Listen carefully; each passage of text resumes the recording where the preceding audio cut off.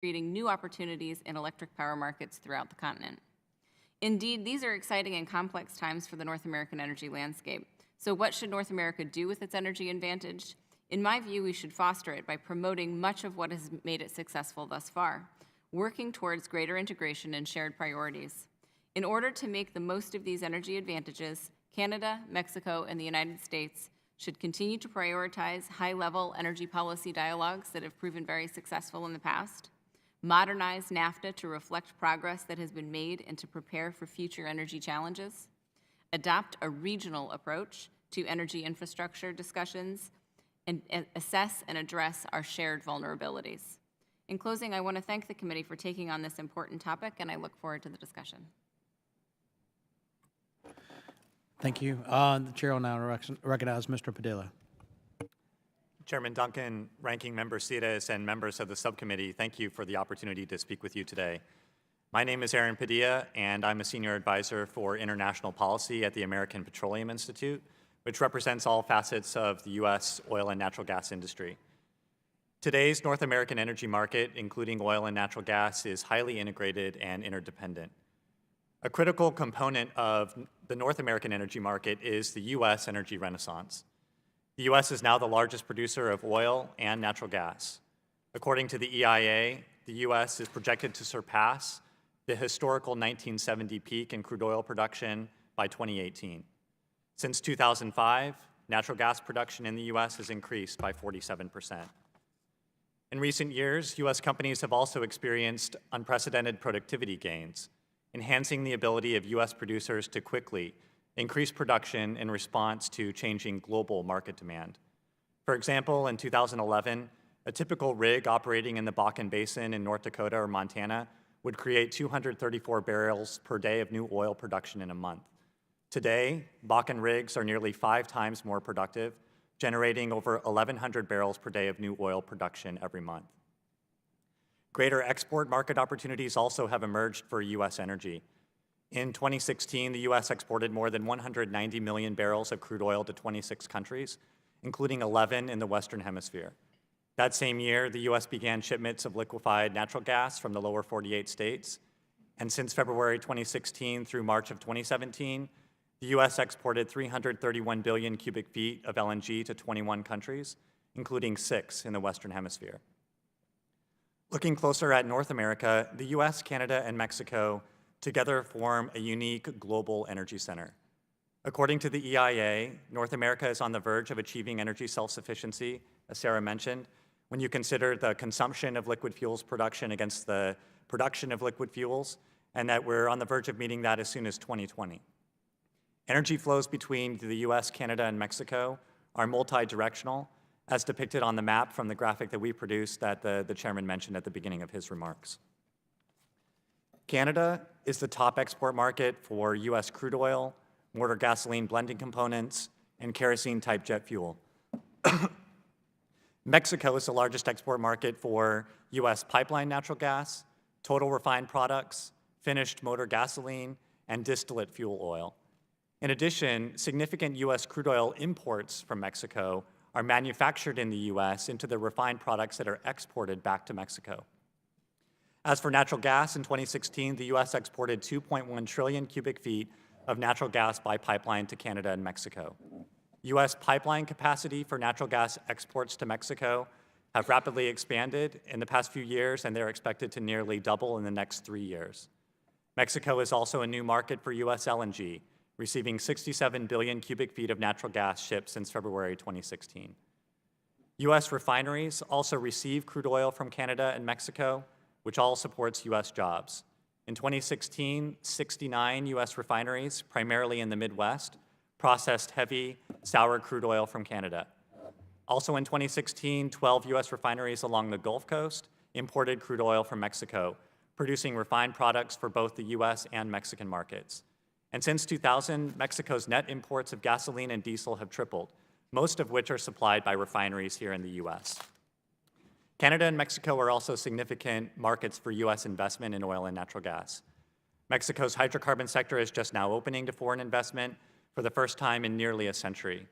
In Mexico's December 2016 bid round of deepwater blocks, U.S. companies were successful in capturing 5 of the 8 blocks awarded. The North American region has a strong and vibrant energy market. It is imperative that U.S. policy continue to facilitate our energy renaissance here at home, allowing for responsible domestic oil and natural gas development and continuing to foster the dynamic energy flows in the region. We also need sufficient infrastructure to ensure additional energy supplies can reach U.S. consumers and international markets. In addition, as the President and Congress begin to consider potential changes to NAFTA, we urge them to keep in mind the important role this agreement has played in the North American energy market. NAFTA has eliminated tariffs for oil and natural gas products, liberalized natural gas exports to Canada and Mexico, and provided strong investment protections which are consistent with U.S. law and that are essential for U.S. oil and natural gas investments in the region. In conclusion, we have a robust and dynamic regional market that supports U.S. jobs and U.S. consumers with access to affordable energy. We look forward to working with Congress and the administration to continue the U.S. energy renaissance, energy linkages to North America, to the rest of the Western Hemisphere, and to the world. Thank you, and I look forward to answering your questions. Dr. Padilla, thank you. I like the words, North American Energy Renaissance. I'm great for saying that. Dr. Wood, you're recognized for 5 minutes. Welcome back.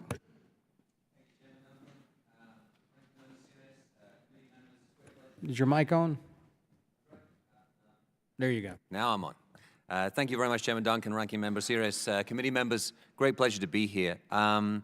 I have been studying Mexican energy for more than a decade and been studying U.S.-Mexico energy relations throughout all of that period. I now have the privilege of directing the Mexico Institute at the Woodrow Wilson Center, and a lot of my time is actually spent trying to understand the reforms that have taken place in Mexico and the path forward, and I'll be talking about those in my comments. There are 3 things that I want to get across to you today.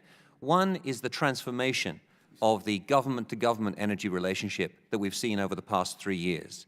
The second is the areas for collaboration that I see looking ahead that will be most productive for both sides. And thirdly, that question of political change in Mexico. Throughout all of these points, I think that it's important to emphasize that dialogue and institutional cooperation are fundamental elements to preserve the prosperity and interests of both the United States and Mexico. Let me begin by talking about the transformation of that government-to-government relationship. The Mexican energy reform of 2013 is a watershed moment in Mexican history because, of course, it pushes the possibility of Mexican cooperation with other countries and allowing foreign investment. We've seen since 2014 regular meetings between the energy ministers of the countries of North America.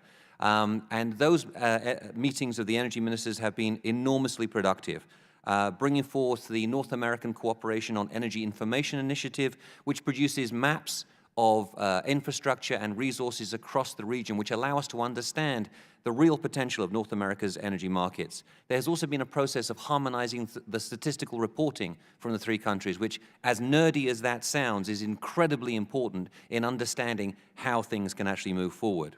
On climate change, from Felipe Calderon's government through the Peña Nieto government, we've actually seen Mexico being a leader amongst emerging markets for climate change action. In particular, their legislation, which forces Mexico to reduce its carbon emissions by 50% by 2050. We've seen that play out on the North American stage with cooperation on reducing methane emissions from the oil and gas industry, the Ottawa Accord of July of last year. When I looked forward to the future of energy cooperation between Mexico and the United States, I see that there are 3 main areas in which this can happen. The first is the energy trade, which my colleagues have already talked about. But let me point out one thing that hasn't been mentioned. There has been a complete reversal in that energy trade over the past 3 years. It used to be that Mexico had a significant surplus with the United States. The United States now has a very, very important surplus with Mexico. That is because of the decline of Mexican oil production, the drop in the price of crude oil, and of course because Mexico is seeing soaring demand for refined products from the United States and for natural gas. The natural gas story is extraordinary. Because of the opening of Mexico's energy sector, in particular electricity generation, we are seeing natural gas exports rising dramatically. They're currently, I think the numbers we have up on the board here, we've seen them peak at around 4.4 BCF. Some experts are predicting that within a few years they will get up to almost 10 BCF. That's predicted to be around 10% of US production. So you can imagine the impact of that on prices of natural gas here. A second area for cooperation is regulatory cooperation, in particular the question of regulatory simplification or efficient regulation. I know a theme which is dear to the heart of the current administration. Mexico desperately needs to eliminate repetitive paperwork. They need to improve interagency cooperation, and they need to work on online compliance mechanisms. And these are things where the United States and Mexico can work together. Lastly, infrastructure. Of course, when we're talking about cross-border infrastructure, be it pipelines or transmission lines, Mexico and the United States have to sit down together and talk these things out. And that's why the institutional mechanisms matter. Let me say a few words about the future for Mexico. As most of you know, there is a presidential election next year in Mexico. A lot of people are predicting that the far-left candidate, Andrés Manuel López Obrador, will win. He has committed himself to repealing the energy reform that was passed in 2013. My own prediction on that is that if he does win, and that's far from guaranteed, but if he does win, he's going to face an incredibly tough time repealing the energy reform, because Congress in Mexico will provide a barrier to doing that. He will not have the two-thirds majority that he needs in both chambers in order to revoke or repeal the energy reform of 2013. So let me just close there and emphasize once again that I think the institutional mechanisms that we have existing between the two countries are vitally important, and we need to focus on how we can preserve those. Thank you.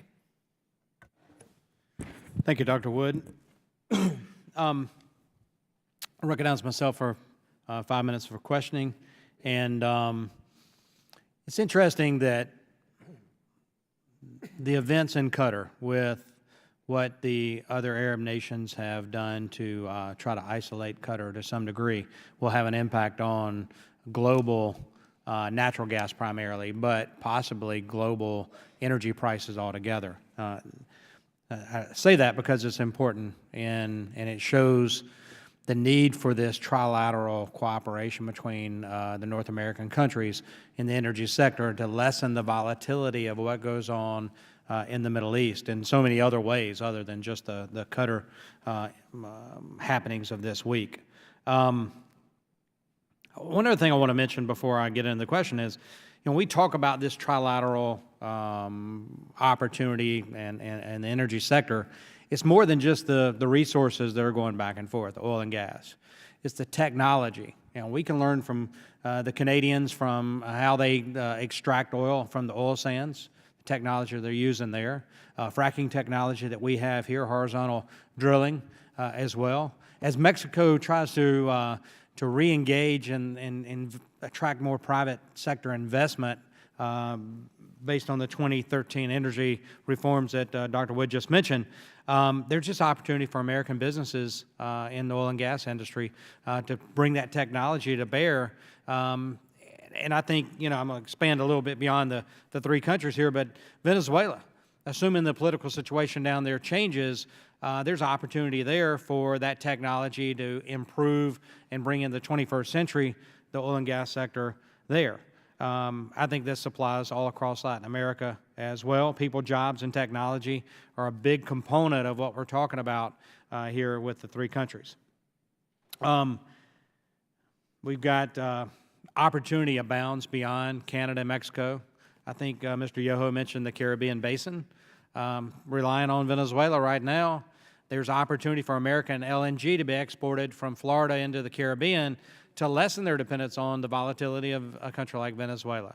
There's opportunity there as well. I appreciate Dr. Wood mentioning Mexico. How effective do you think Mexico's energy reforms have been thus far? You touched on that a little bit. I watched that debate in the Mexican Congress. People were stripping clothes off to make points, and that was a political debate unseen in Mexico or in Congress in a very long time. I'm not talking about stripping clothes off, but I'm just talking about the heated debate that went on about what's the right role of the government, the nationalization of the energy sector, the privatization of the energy sector, what investment may or may not come, and what it meant for long-term viability of Mexico's energy sector in 2013. Then we saw the lease sale, and the first one kind of stumbled along. We've seen more robust lease sales after that. So I'd like for you to just talk a little bit more about Mexico, you mentioned that they may try to reverse some of that. It's first I've heard, honestly. So if you could just expand a little bit about that, Dr. Wood. Thank you for the question. The first thing is that nudity is a recognized form of political protest in Mexico, and most of the people who do it should never, ever be seen naked in public. I can say you that. Secondly, that debate in Congress recognized the deep divides in Mexican society over a liberalization of the energy sector. And still today, the energy reform is deeply unpopular amongst the Mexican electorate. That's why the far left party has seized upon that issue for its campaign platform for 2018. Now, as I said, there is no guarantee that the Andrés Manuel López Obrador, the leader of the Morena party, will win in the summer of next year. Currently, he is at the top of the polls, but not by very much. And in previous years, because this is his third time running, in previous years, he has been out in front at this point in the campaign process by a much bigger margin. However, there was an election this weekend in the state of Mexico, and his candidate there failed to win, but came very, very close. And the federal government used a lot of resources to support their candidate in that state. So we're going to have to follow that over the next 12 months. If he does win office, though, as I said in my statement, there will be, it's basically an impossibility for him to repeal the energy reform through Congress because of the need for a two-thirds majority and a majority of the state legislatures, and his party will not have that. So his answer is actually to go to a national referendum. And based upon a political reform that took place a few years ago in Mexico, a referendum has the possibility of reversing or enacting new legislation. However, there is a caveat. Money bills are not included in that. And the legal interpretation of the energy reform is that it affects federal revenue because, of course, Pemex, the national oil company, and the oil royalties are directly affected by the energy reform. So constitutionally speaking, I don't think that referendum would actually be successful. Your second, the other part of the question, is this actually a successful energy reform? It's deeply successful, and the reason is because of the diversity of companies that have come in and invested, the amount of money that has come in, the resources that are going to be released on the oil and gas side, and secondly, on the electricity side. The electricity story is an extraordinary success. We've seen massive investment producing very, very low generation prices, which will lower the costs for industry and for the Mexican consumer. Thank you for that answer. I want to talk about Section 123 for just a minute. And before I do, let me preface it with South Carolina is one of the southeastern states that is expanding its nuclear power with the nuclear power plant in Jenkinsville on Lake Monticello, right in Fairfield County. And one of the main contractors to provide the reactor was Westinghouse. Westinghouse just filed bankruptcy and has basically put the completion of that project in jeopardy. Not only the site there in South Carolina, but Southern Power has a site just across the Savannah River in Georgia, around the Augusta, Georgia area. They've got a little different contingency there, but Westinghouse bankruptcy could impact what we're talking about with Section 123. There are other vendors out there that can provide those components, but so I'm going to ask Ms. Laidlaw if you could talk about Section 123, nuclear power in Mexico, possibility inject Westinghouse bankruptcy into this, and what that means for U.S. contractors possibly providing components in the Mexican nuclear sector, and how that might affect competition of other international firms. So if you could touch base on 123, please. Sure, and I think the way that you've characterized it is really helpful, because I think one of the things we're looking for in the global nuclear energy market is more markets where nuclear can succeed. And one of the real difficulties that we keep experiencing is if you don't have regulated guaranteed return on electricity prices plus some financing, it's really hard to make nuclear work. There are some markets where it is working. There's some markets where, like the UK, where they're really trying to create new nuclear opportunities, but as we're seeing in a wide variety of instances in places where you don't have a guaranteed return on electricity pricing, where you don't have advantageous financing, a lot of the plants are still running over cost and over time. And that's not something that you can't work out of the system, but it's certainly something that is hurting sort of the environment around nuclear. I think it's one of those issues where it will actually be quite helpful for the North American dialogue to talk about nuclear and to talk about the opportunity of nuclear in Mexico. I'll be honest, though, I do think, as you rightly pointed out, it does face some headwinds, not only in the sort of commercial industry infrastructure with the challenges that we really won't know where Westinghouse ends up until we understand where Toshiba stands as well, and so we've got to sort of let that process work its way out. But I think that when you look at everything that Mexico is doing to try and incentivize nuclear power, and then you look at all of the things that they're also doing to incentivize renewable energy, the fact that we're trying to sell a lot of U.S. low-price gas into the Mexican electric power system, I think you set up a pretty competitive dynamic for nuclear power to succeed. And so if we are to really want to create a market for nuclear in the United States, we're going to have to understand what kind of support that's going to require on a North American basis, but also for the existing plants that we've got, where you've got plants in Illinois and New York and Pennsylvania.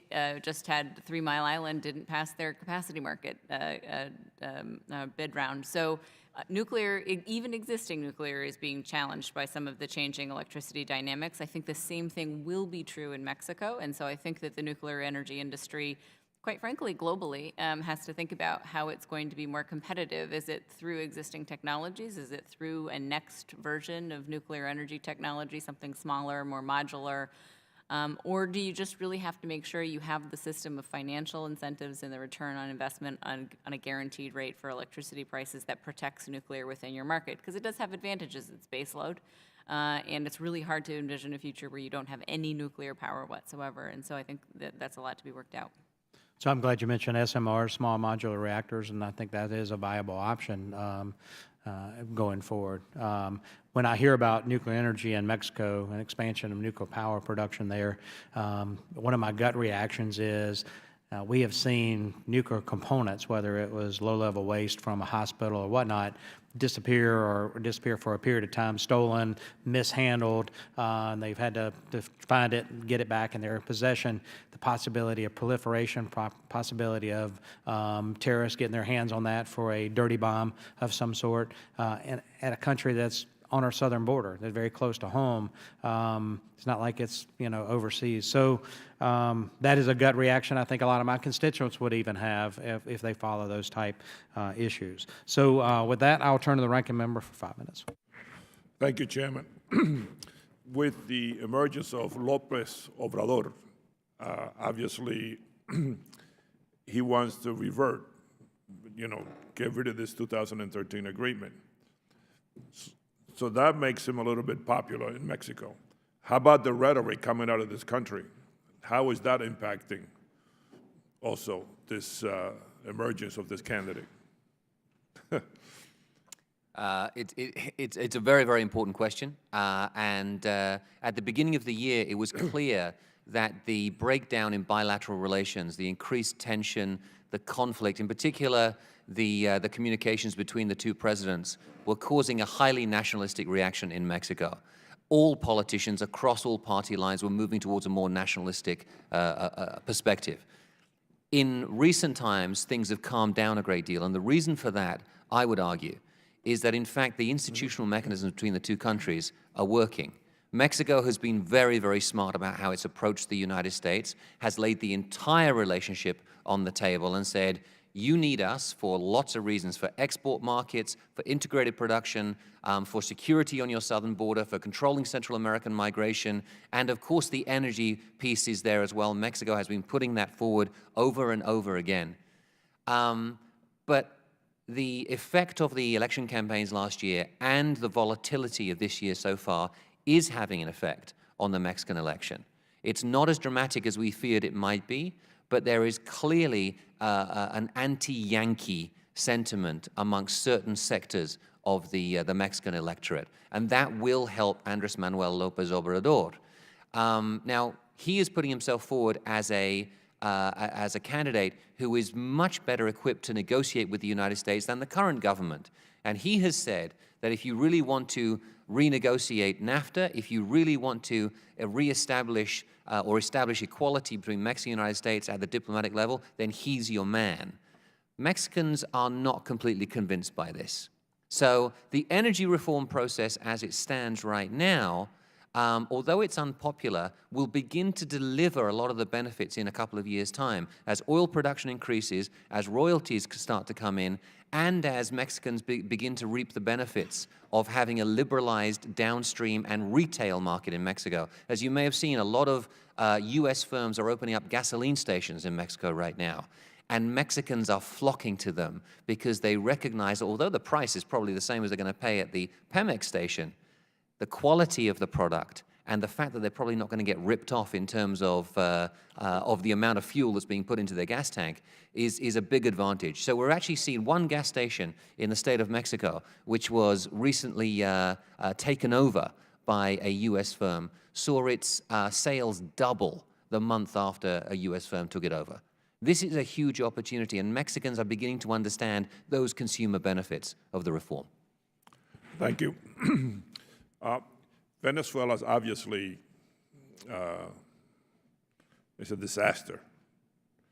And the political arm of Venezuela used to be oil. How do you see America playing a role in substituting Venezuela in the region, especially in the Caribbean? Can you, Dr. Padilla, can you talk a little bit about that? I know you mentioned a little bit about export to the Caribbean. Yes, thank you. You're right to bring the conversation back to Venezuela. The conditions there are very unfortunate. I would say that the primary way in which the U.S. can continue to exert some influence with regards to global oil markets is through the energy renaissance here in the U.S. So our growing production of oil in the United States has had significant effects on global markets and driven down prices globally, which has had an impact on states of Venezuela that depend on oil revenue. So I think the primary way which we've already had an impact on Venezuela and its role in energy markets is through our increasing production here, which has had that effect on global energy markets. With regards to the Caribbean, the U.S. also stands ready with its increased production in natural gas to offer an alternative and more diversified supply to Caribbean countries that had previously relied on crude oil imports from Venezuela. So we already see U.S. LNG exports that are going from the lower 48 in the United States to the Dominican Republic. We see ISO container LNG exports that are going from Florida to Barbados. So these are examples of how the United States and its exports in oil and natural gas can have impacts on global markets that affect Venezuela and can have an effect on providing alternative sources of fuel to Caribbean nations that had previously depended upon Venezuela. Thank you. Would you like to add something to that? You know, I agree with everything that Dr. Padilla just said. I would also say that we have a lot of renewable energy technologies that we, under the last administration, were also using within the region to, again, you know, diversity is the source of security. And so really being able to try and help those countries attract those technologies as well so that they have a number of different energy sources to rely on as well. Thank you. And I was going to bring the renewable question up.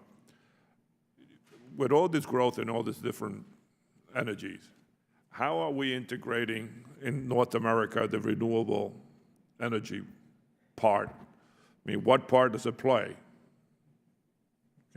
Since you brought up renewable energy, can you? Well, it really is, you know, the funny thing about talking about energy on a continental basis is the continent's very big and all different states and regions and provinces have different approaches. I think one of the things we've seen, and maybe Dr. Padilla wants to talk more on the renewable fuel side of the equation, but on the electric power side, we're seeing markets all over the continent really grappling to deal with the fact that things like solar power, in particular, things like wind, are not only competitive with conventional energy sources, but they have to figure out how to integrate them into their energy system in a way that utilities continue to make a return on an investment. People always will ask me, you know, when will renewables, you know, pass a tipping point where they're actually competitive? I think we're well past that point. I think that when you look at places that have had net metering policies, or when you look at even in Mexico recently starting a lot of their renewable energy policies under their electricity reform, and already having to ask themselves, you know, how is our electric power system going to integrate more and more of these resources, not just from utility scale solar farms or wind farms, but also from people's homes? through distributed energy resources. I think you're starting to see folks used to think that renewables would have to get to 30 to 40% penetration within the electric power mix for it to really start to cause some questions about how utilities make a return on their investment and how we manage those electric power systems. We think about things like reliability, to realizing, no, that's actually here today. And so I think there's actually a renaissance going on in the electric power sector in North America, that if you talk to anyone who's in a public utility commission at a state or regional or local level, they're grappling with each and every day. And when you add low natural gas prices onto that for some regions of the country, it just becomes more and more profound. So I actually think we're in the midst of a transition from just trying to figure out how to build more renewable energy generation into the electric power mix to actually scaling those up to higher levels and figuring out what that mix looks like going forward. Thank you. Thank you, Chairman. I thank the ranking member, and the chair will now go to the Republican side to Mr. Yoho. Thank you, Mr. Chairman. Sorry I had to step out. We appreciate you guys being here. When you look at the situation, you know, with our natural energies that we have here, the abundant resources, and I'm particularly focused on LNG. When you look at the feasibility of exporting that, do you see any restrictions on that as far as the mobilization of that or the transportation of that to taking it down to the Caribbean, and what we could do to expedite that?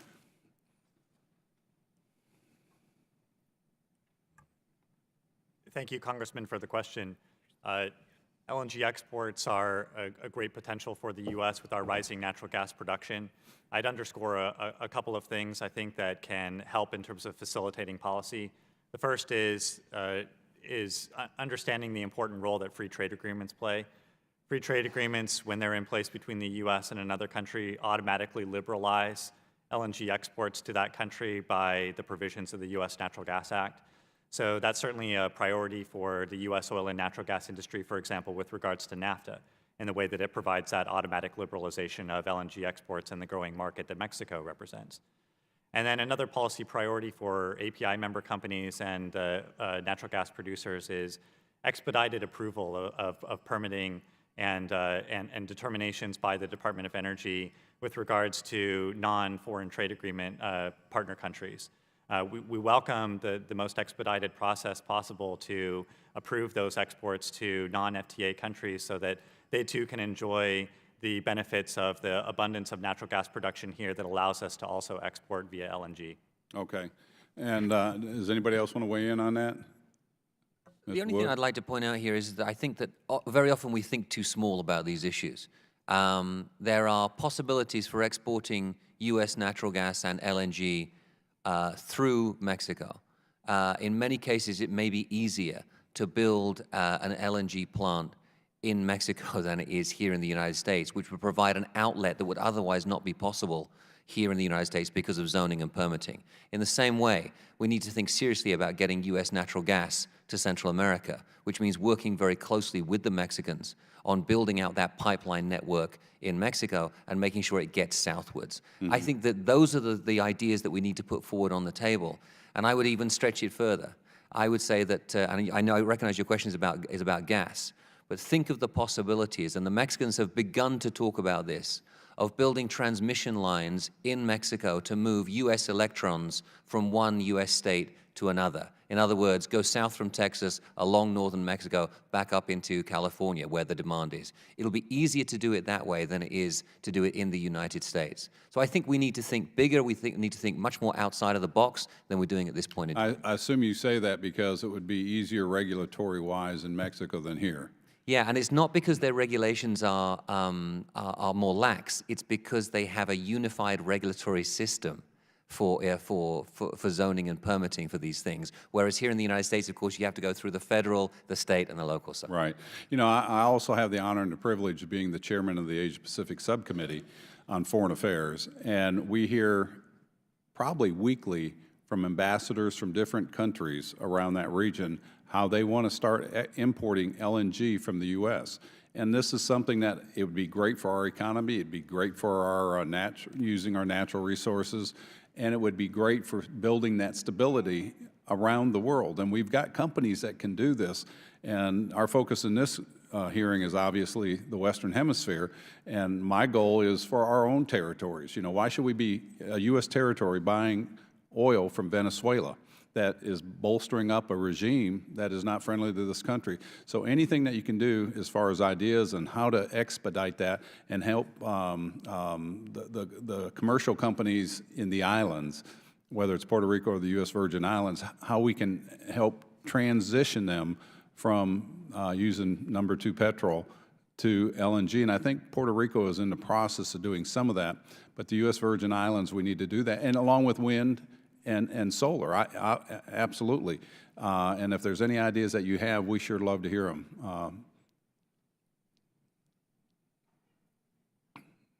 Do you have any comments, Miss? Is it Laidslaw?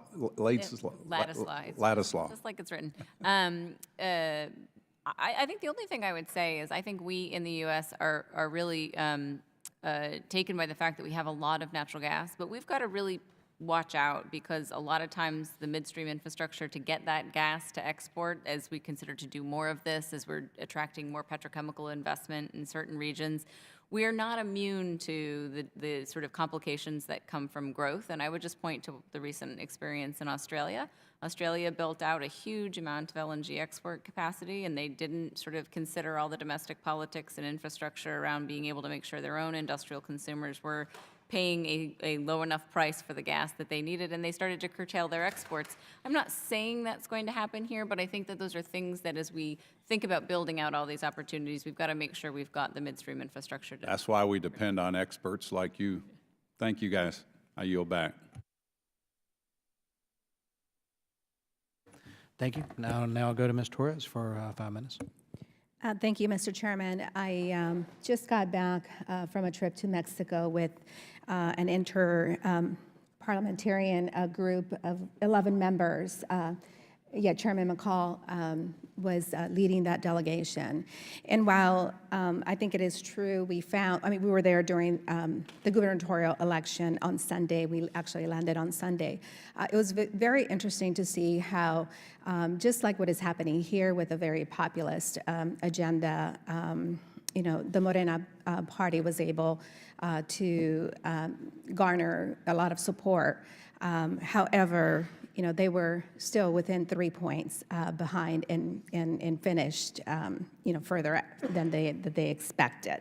So I found that a little bit concerning, specifically as it relates to the comments that have been made by our president against Mexicans, against the Mexican people. They are certainly very angry about that. They are even more angry that, or upset that we have withdrawn from the Paris Agreement. They are feeling that they have been left out. America has in the past been a great leader to them, and they look to us for forward-thinking policies. So they're extremely disappointed. However, I heard something about an anti-American sentiment, and I did not find that. Not within the people, not within the comments, fault beneath that. So, nuclear facilities that we look at, climate change and issues of tornadoes and earthquakes that are now not limited to the state of California. My question to Dr. Wood is following the withdrawal from the Paris Agreement, where do you think Mexico and Canada will look for leadership on climate change? California, for example, Governor Brown was just in China, and certainly California and other mayors and other governors across the U.S. are stepping up. What role can they play since the federal government, has really left them behind? It's a terrific question, and we were discussing this actually just before we came into this room. Back in the period from 2000 to 2008, Mexico's government began to collaborate increasingly with U.S. states on questions of climate and renewable energy because there wasn't a great enthusiasm at the level of the federal government. That's where we're going to go back to. That's where we're going back to. Already we've seen extraordinary energy diplomacy from the states of California and Texas, interestingly enough, as well as some others who are, Arizona, for example, is engaging very, very actively with the state of Sonora. They're talking about an Arizona-Sonora mega region. Right. One of the things, just a tangential point here, one of the things that's remarkable about this period of volatility is that people have realized how important, how vital Mexico is to the United States' national interest. Friends that we didn't know existed have come forward and said, Mexico matters. Friends who didn't even know they were friends of Mexico have come forward and said, oh my goodness, I've just realized that Mexico matters. And they Because- recognize that, we recognize that. Absolutely, and that's it. So I think that what we're going to see is we're going to see a lot more cooperation between Mexican federal government and Mexican states and cities and their counterparts here in the United States. Cities are going to matter more than ever. And there is, as I said, there's a precedent for this happening, and I think it's going to be very, very productive. Thank you. I have 2 more questions and very limited time, so I'm going to state them, and I hope that you will have an opportunity to follow up with my office. Should renewable energy be included in the NAFTA agreement? And certainly from their perspective, they absolutely believe that it should be part of what we discuss. And I want to further tease your intelligence on the issue of transportation, as the federal government is looking at a infrastructure bill. In California, I have been talking to our State Department about a highway of things. Is this something that is possible as we look to continue to trade and expand our highways within Mexico, and as Mexico looks down, to Central America for renewable energy? Is that something that could be possible? A highway of things, meaning fiber optics, gas pipes, in addition to vehicle traffic over it. And I understand I already extended my time, but I would love to hear your follow-up and ideas on how something like that could be possible. I thank the gentlelady, and Chair will now go to Mr. Castro. No questions there. We can go through a second round if the ranking member would like. So there's an interesting article in the Wall Street Journal recently about peak demand. Okay, so when I was growing up in the 1970s, we heard peak oil, that the world had found all the recoverable oil resources and that we were going to see the amount of oil available for production decline. It's never done that. It's only gone up. But the article in the Wall Street Journal was interesting because of peak demand and focusing really on the U.S. And I don't disagree with the article that we may be at peak demand for fossil fuel usage. Just shifting to renewables and that sort of thing. But I disagree with the Wall Street Journal in that peak demand has been met globally, because we've got a lot of countries around the world that are emerging, and they are going to use energy, energy for manufacturing, energy for heating and cooling homes. I'm one that believes that energy is a great segue to improve the quality of lives of people all over the globe, especially in third world countries where they can't keep food fresh for very long because they don't have electrical power for, or even propane for refrigeration. You still have a huge threat of dengue, yellow fever, malaria, Zika, and other mosquito-borne illnesses in areas of the world that don't have air conditioning because they don't have electrical power. They have to leave the windows open. There's just that sort of threat. You've got poor air quality in homes around the globe because no electricity. They're having to heat their homes with wood or charcoal. They're having to cook over wood and charcoal. There's just a lot of things that are putting particulate in the air that folks are breathing. So electricity is a life changer for many people. You run into what's the source of electricity? Is it nuclear power, hydro? There's this battle in Patagonia for more hydro. The environmentalists don't want that. Huge hydro area, possibly the potential there is immense. Africa, you just don't have a whole lot of hydro that hadn't already been put in place, and then you have a lot of logistics there for transmission lines and country boundaries and instability. And when you talk about nuclear power, then you've got proliferation issues, you've got nuclear waste issues, you've got the threat of terrorism. So when you talk about energy globally, from the peak demand aspect, peak demand has not been met globally. There's opportunity globally. There's opportunity within Mexico. There's opportunity within North America in general and Latin America. So I wanted to touch on that. We heard a lot in the last 4, 6, 8 years about Keystone Pipeline. Keystone Pipeline was a vital component to refining Canadian oil.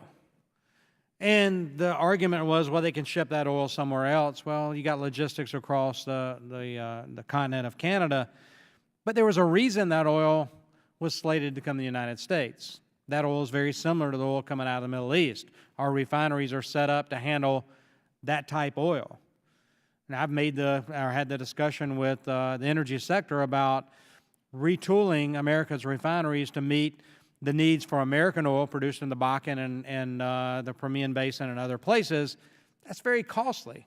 It's more attractive to U.S. energy producers to export that crude, which is light sweet, and bring in that heavier Canadian oil that resembles the oil coming from the Middle East that comes to U.S. refineries and is refined into all the different components that a barrel of hydrocarbon is refined into. So, you know, that was never talked about enough, I don't think, in the whole Keystone Pipeline debate about why it made sense to bring that Canadian oil to U.S. refineries. At the same time, we were exporting American-produced oil, crude oil, to other parts of the globe that were set up to refine that type of oil. So there's a lot of dynamics there, I think. So let me get to a question real quick. We talked about Keystone. I did all the talking, but NAFTA. You know, President Trump has talked about a lot of tariffs, and people in Mexico are concerned about a border wall, and all this is going to be injected into the NAFTA debate as NAFTA is renegotiated, which I think it should. And I think energy sector, as you heard in my opening comments, ought to be a big part of that NAFTA debate to bring NAFTA in the 21st century. We see on the chart the changes in energy trade. We're now importing less crude oil from Mexico, and we're exporting more refined products to Mexico, I think one of the panelists mentioned. So let me just get your take. We may have talked about that earlier, but your take on NAFTA, NAFTA renegotiation, and energy in general as regard to that. You can talk about tariffs, you can talk about trade issue in general, but NAFTA. And I'll just ask all three panelists, and then I'll go to the ranking member. So Ms. Laidlaw.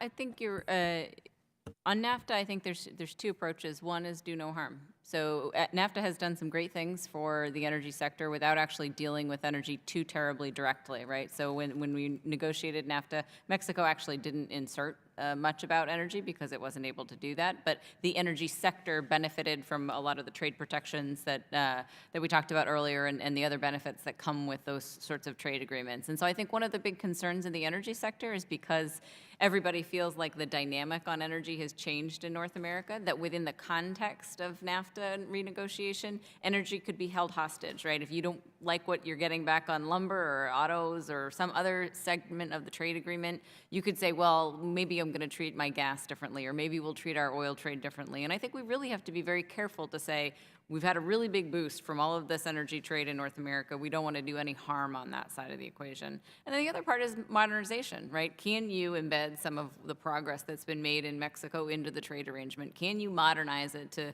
reflect the kind of things that you might want in a trade agreement that's coming with an energy sector that's much more digitized, that's going to be automated, that's going to have these new sort of ideas and concepts that just didn't exist in 1994 in a way that you had to deal with. And so I see it as first, do no harm, second, modernize to be able to prepare for the challenges of the future and embed some of the progress we've made over the last several decades. I think we can think of the benefits of NAFTA with regards to energy in a few key dimensions. The first is that NAFTA enhances energy security of the United States. So as the world's energy superpower, we enjoy the benefits of that to an even greater degree due to the integration that we currently have with Canada and Mexico with regards to oil and natural gas markets. NAFTA also supports U.S. jobs and manufacturing here in the U.S. The examples that you were referencing around importing crude oil from Canada, which flows to refineries in the United States and supports the production of fuels that we use here and even and export. There are jobs that are produced at those 69 refineries that import crude oil from Canada, those 12 refineries that import crude oil from Mexico. And then NAFTA also helps to enhance the energy security and affordable energy for our allies. So the benefits that accrue to us here in the United States are the same for Canada and Mexico. So it's a classic case of mutual benefits. And then also NAFTA enables US companies to compete and win in the oil and natural gas bid rounds in Mexico, and increasingly as they've undertaken investments in Canada, as our markets have become more seamless and integrated. So there are a few key provisions in NAFTA that I think we would want to preserve in order to maintain the continuation of all these benefits. The first is zero tariffs on few key oil and natural gas products. The second is the automatic liberalization of natural gas exports, for example, that a free trade agreement affords.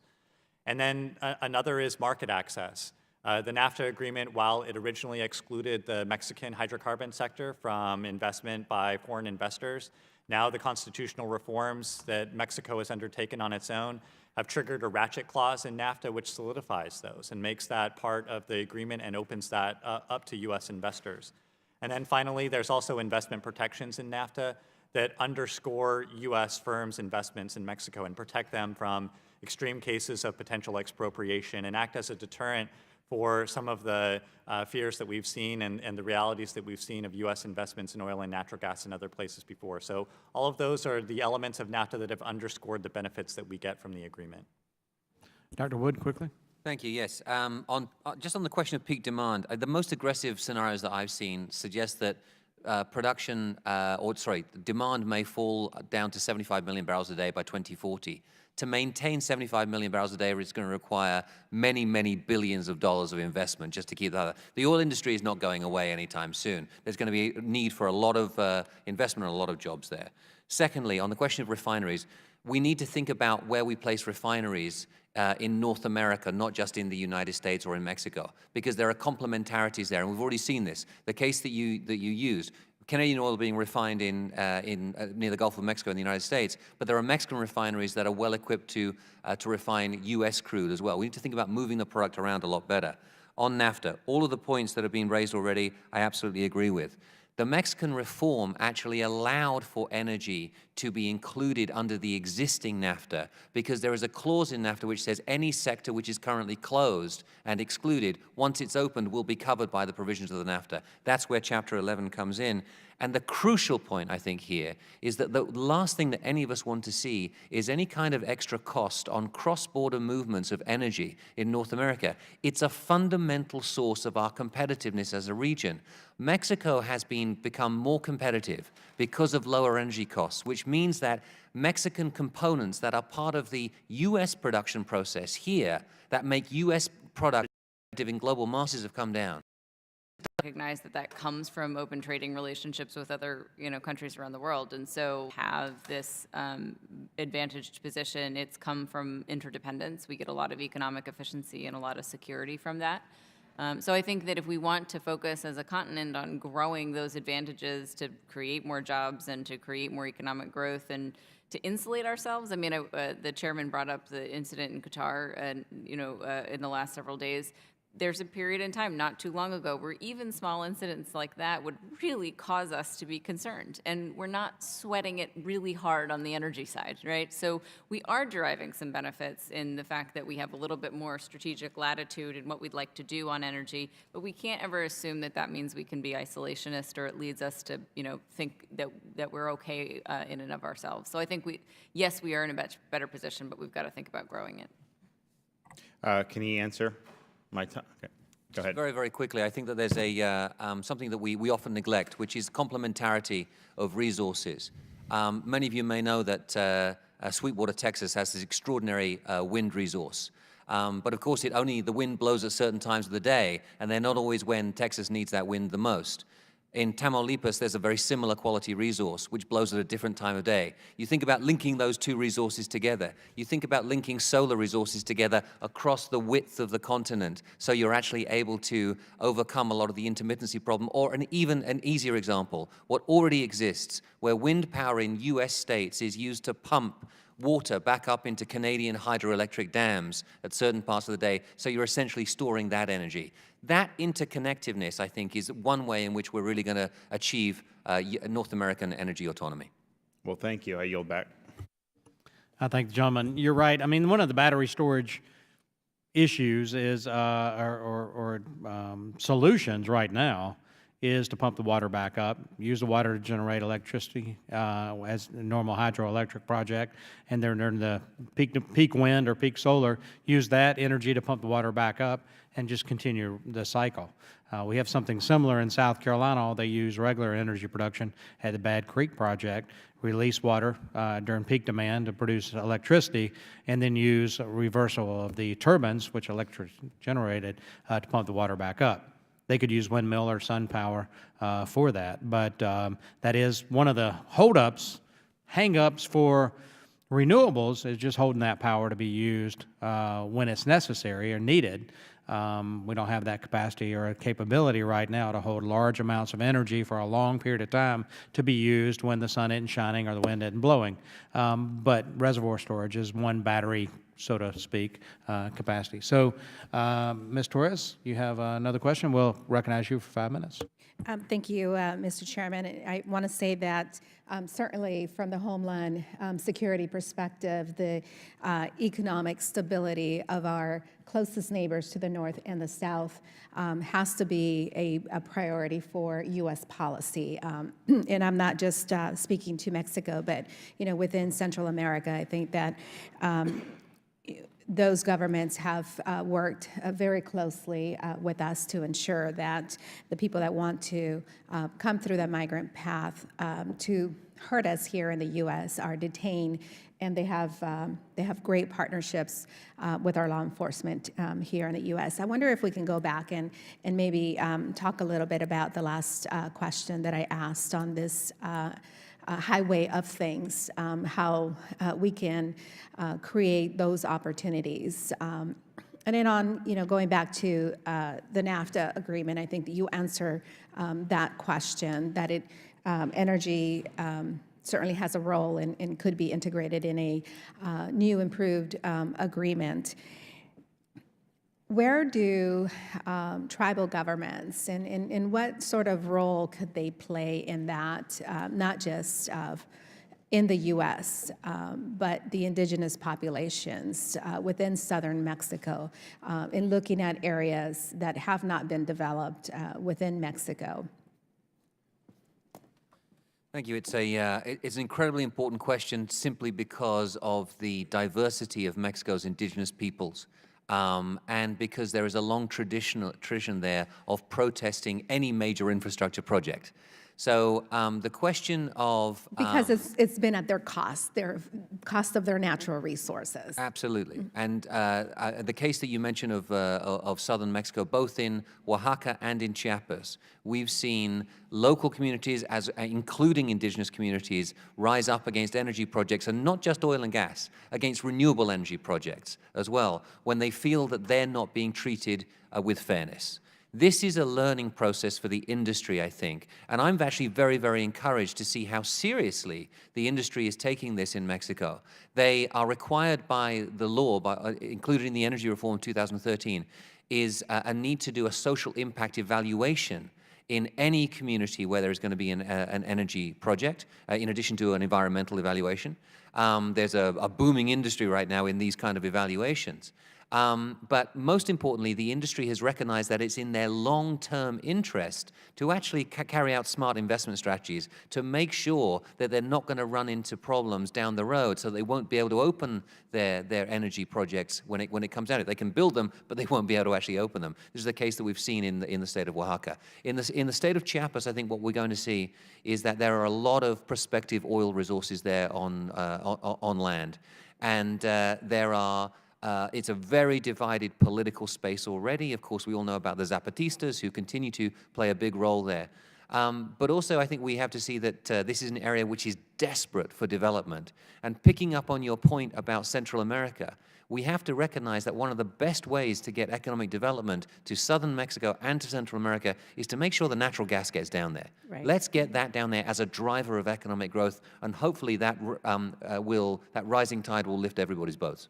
So do you think that within a renewed NAFTA agreement, we can focus on areas of the U.S. such as the Rust Belt and areas of southern Mexico, where these are areas that have not seen and have, in some way, feel that they have been hurt by these trade agreements. And what sort of possibilities exist there, opportunities for us to do that? So first, if we don't focus on those areas which haven't benefited and feel as though they've been hurt by it, then in a few years' time, we're going to have this conversation all over again. So this is fundamentally important, I think. And in terms of policy proposals, one of the things that we're working on right now at the Wilson Center is a proposal for workforce development at a North American level. We have to recognize that the economy is changing. It's actually not trade that is pushing people out of jobs. It is, of course, the economic transformation, the fourth industrial revolution. And we need to focus on the ways in which we can educate, train, and retrain the workforce. We need to focus on ongoing workforce development plans. And government needs to think about how it can actually help businesses to do that, whether it is through tax incentives or some other scheme. And doing this on a North American basis makes perfect sense. Because of the educational and training resources that exist in certain parts of the continent and the demand for those skills in others, we need to think about how we can get workers to benefit from those things. Thank you. My time has expired, but I do want to remind you, I would like to hear your opinions on this highway of things. Thank you. Yield back. I want to thank the members' participation. I want to thank the panelists for their participation today. Excellent testimony, excellent answers to the questions. I think we've just scratched the surface really into the potential for the three nations here in North America working together in the energy sector. We talked about technology, we talked about brain power, we talked about the resources themselves, we talked about some challenges. It's a changing world, and I think energy is going to be a big part of that change. The industrial revolution that you talked about. I think energy renaissance and what we do with manufacturing, where products are manufactured, whether it's consumer goods or whether it's energy. So I want to thank you all for being here. I think it's great. Pursuant to Committee Rule 7, members of the subcommittee will be permitted to submit written statements to be included in the official hearing record. Without objection, the hearing record will remain open for 5 business days to allow statements, questions, extraneous materials, subject to the length limitation in the rules. There being no further business, we will stand adjourned.